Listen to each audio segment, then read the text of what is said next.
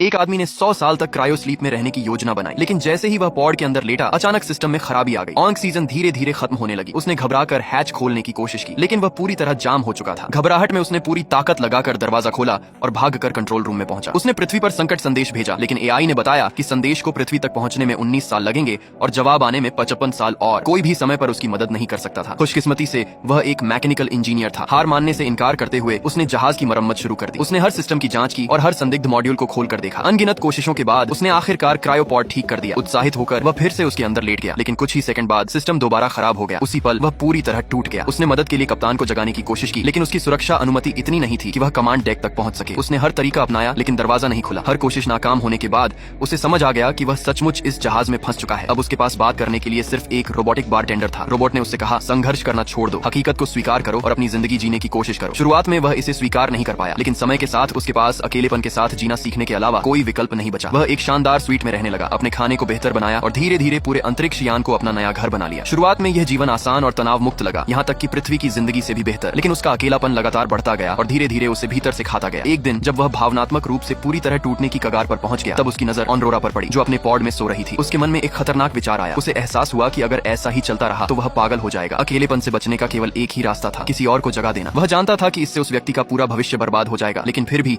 उसने यह फैसला कर लिया। उसने अपनी दाढ़ी बनाई, कपड़े बदले और एक टूल बॉक्स लेकर ऑनरोरा के पॉड की ओर बढ़ गया। उसने सिस्टम बंद कर दिया और ऑनरोरा को जबरन जगा दिया, फिर घबराकर वहां से चला गया। बाद में उसने ऐसा दिखाया जैसे उनकी मुलाकात महज एक संयोग हो। हेलो, हाय, आप यात्री हैं या क्रू मेंबर? यात्री, जिम प्रेस्टन। हम कहाँ हैं? जिम उसे कंट्रोल रूम में ले गया और पूरी सच्चाई बता दी। जब ऑनरोरा को पता चला कि मंजिल तक पहुंचने में अभी भी 79 साल बाकी हैं, तो वह पूरी तरह टूट गई। वह भागकर अपने पॉड के पास गई और दोबारा सोने की कोशिश करने लगी। जिम ने उसे रोकते हुए कहा कि एक बार कोई व्यक्ति पॉड से बाहर आ जाए तो वह दोबारा हाइबरनेशन में नहीं जा सकता। ऑनरोरा ने उसकी बात पर विश्वास नहीं किया और बार बार कोशिश करती रही, लेकिन हर बार असफल रही। तभी उसने हकीकत को स्वीकार किया। उनका साझा अकेलापन धीरे धीरे उन्हें एक दूसरे के करीब ले आया। एक साल बाद ऑनरोरा को जिम से प्यार हो गया और जिम उसे प्रपोज करने की तैयारी कर रहा था, लेकिन तभी रोबोट ने गलती से सच उजागर कर दिया। तुम्हें जगाने का फैसला करने में हमने कई महीने लगाए थे। ऑनरोरा सदमे में जम गई। उसी पल उसे एहसास हुआ कि उसका जागना कोई दुर्घटना नहीं था, जिम ने ही उसे जानबूझकर जगाया था।